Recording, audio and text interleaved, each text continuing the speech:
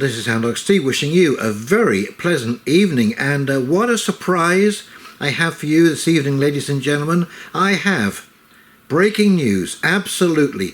Here is an official apology from the government of Canada. Can you imagine?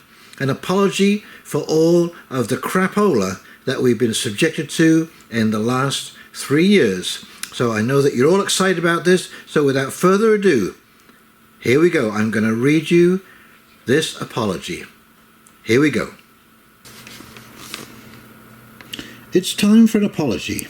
Government apology and commitment to restitution. On behalf of the Government of Canada, I humbly extend my sincerest apologies to all Canadians for the deeply regrettable actions taken by governments which have resulted in the undue suffering and harm to all Canadians.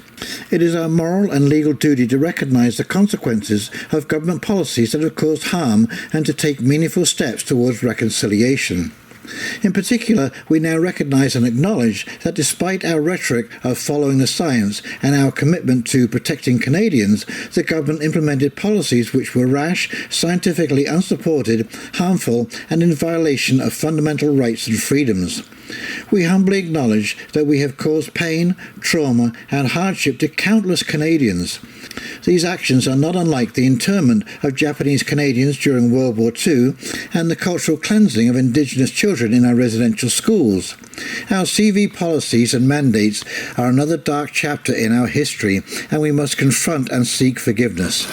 We also recognise the hostile and acrimonious way in which we divided Canadians, pitting family against family, friend against friend, and neighbour against neighbour based on personal choices. These harmful policies continue to have profound and lasting effects on the affected individuals, their families, and their communities. We must acknowledge these injustices and seek to make amends. To this end, the Government of Canada is committed to a comprehensive plan for restitution and reconciliation. In the coming months, we will implement a monetary compensation program aimed at providing redress to those individuals who have been the most severely impacted by these unjust and harmful policies and mandates. We are committed to working in close collaboration with those affected to ensure that the compensation plan is fair, comprehensive, and sensitive to the needs of those who have suffered. We understand that compensation alone cannot fully heal the wounds, but it is a significant step in acknowledging the pain and suffering caused by our irresponsible actions.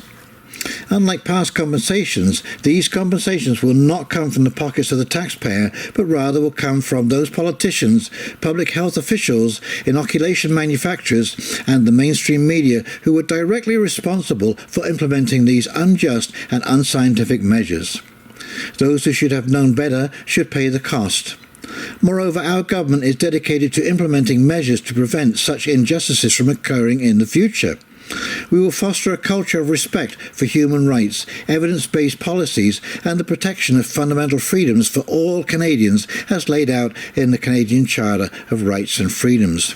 We also intend that those who violated fundamental rights, engaged in the promotion and administration of fraudulent and harmful inoculation products, denied alternative treatments, or violated fundamental rights to be held to account, including the laying of criminal charges and incarceration where appropriate. In our journey towards truth and reconciliation, the Government of Canada pledges to engage with affected communities, individuals, and all Canadians seeking to understand their experiences, provide support, and promote a brighter and more inclusive future for all. While we can never undo the past, we can learn from it and strive to create a more just, inclusive, and equitable society. We hope that through this official apology and the forthcoming compensation program and accountability, we can begin to address the pain and suffering caused by our unjust policies. Together, we must work towards a Canada where all individuals are treated with dignity, respect, and equality. Sincerely, Prime Minister of Canada. And this is an author's note. The evidence is compelling that the various levels of government, public health and media have caused or contributed to the harming of Canadians in their response to CV. With previous government actions that caused grievous harm, governments eventually offered a formal apology and restitution for the harm caused. I suggest that it is well beyond time for an apology and restitution. Above is a suggestion of what that apology ought to state. Ted Kunz, President of VaccineChoiceCanada.com. Editor's note. To be clear, the above apology was not actually issued by the Government of Canada. It is simply a representation of ideally how a government Prime Minister who truly cares for their citizens would behave. And hear to that. Now, of course, as it said in the dialogue there, this is not a real apology. This was not actually made by the Government of Canada, but it's what it should be doing.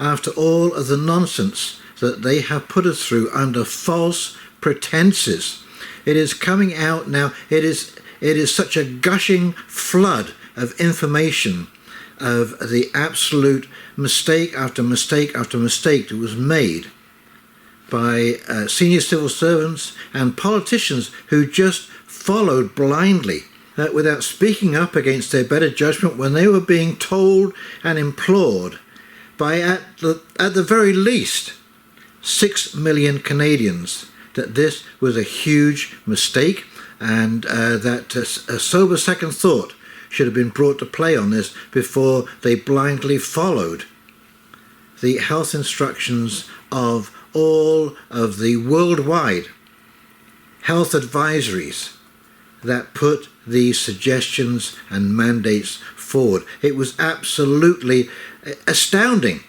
to any of us who have one iota of common sense. You know, if your IQ is above room temperature, you must have smelt an absolute rat. And if the government were to make an apology, as was said, this is exactly what it would look like. Anyway, really, I can't add much to that except for stay calm, be brave, wait for the signs, and if you've enjoyed this video, please like, comment, subscribe below. And in the meantime, this is Houndog Steve signing off, wishing you a very pleasant evening, and we'll talk very, very shortly.